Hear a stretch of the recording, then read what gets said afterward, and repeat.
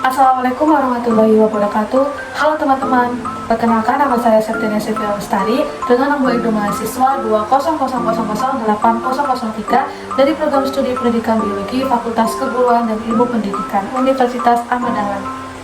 Selain itu, perkenalkan saya sebagai mahasiswa peserta soft skill tahap 2 yang diadakan di bawah Universitas Ahmad Dahlan pada tahun 2023 ini. Saya berasal dari kelas 138 dengan kontainer Kak Riki Setiawan dan juga trainer saya yaitu Bapak Nur Rifai Askan, SPD, MED.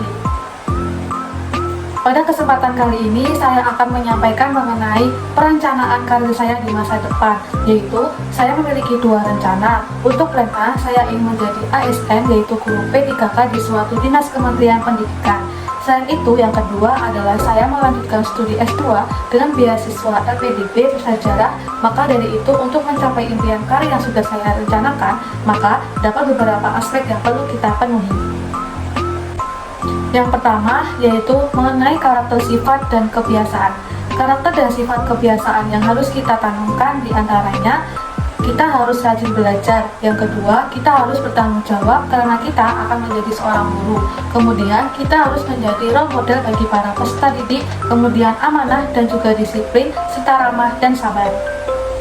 Yang kedua, kemudian untuk aspek yang kedua yang harus kita penuhi adalah dari aspek pendidikan rencana saya. Saya harus menyelesaikan pendidikan S1 Pendidikan Biologi pada tahun 2024 dengan IPK semua kumlot.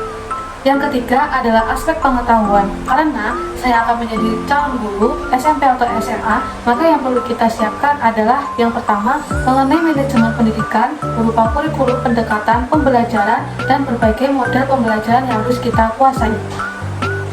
Yang kedua, kita juga harus memahami mengenai ilmu psikologi anak. Dan yang ketiga, kita harus menguasai dalam pembuatan perangkat pembelajaran. Untuk yang keempat adalah aspek keterampilan. Keterampilan yang harus kita kuasai agar menjadi guru yang berkualitas diantaranya, kita harus pandai dalam kemampuan public speaking. Yang kedua, kita mampu dalam bekerja sama dengan tim. Yang ketiga, kita dapat menguasai cara penyelesaian masalah atau problem solving. Yang keempat, kita harus kreatif. Kita juga harus paham teknologi dan dapat berpikir kritis. Sedangkan aspek yang kelima adalah nilai-nilai. Nilai-nilai yang kita tanamkan adalah kita harus mampu menjadi role model bagi peserta didik atau menjadi teladan bagi peserta didik dengan cara kita harus mengubah diri kita sendiri untuk menjadi orang yang lebih baik. Dan yang terakhir mengenai aspek yang perlu kita perhatikan yaitu mengenai aspek prasyarat lain karena cita-cita saya atau impian karir saya ke depannya yang pertama adalah menjadi ASN atau guru P3K di Dinas Kementerian Pendidikan, maka saya harus berusaha untuk mengikuti program PPG Perjabatan. Sedangkan jika plan saya yang pertama gagal, maka saya harus mempersiapkan plan yang kedua yaitu mengenai kuliah dengan beasiswa di luar negeri. Sehingga saya harus mempersiapkan tes TOEFL dengan skor di atas 500. Dengan demikian, dari pelaksanaan soft skill tahap 2 yang diadakan oleh Bimawa UAD, saya mendapatkan pengetahuan mengenai makna sukses dan bagaimana cara mencapai kesuksesan tersebut dengan rumus SMART-TIS. S adalah untuk spesifik, yaitu tujuan harus spesifik dengan diformulir, formulasikan secara lebih operasional. Kemudian M adalah untuk measurable atau kemajuan dalam rancangan, tujuan harus dengan diukur secara kuantitatif. Yang ketiga mengenai A, yaitu adalah achievable, di mana tujuan dapat diupayakan berdasarkan standar pribadi, bukan semata-mata membandingkan dengan orang lain yang mungkin memiliki kondisi berbeda. Untuk R yaitu realistik, di mana mempertimbangkan posisi kondisi dan kemampuan saat ini.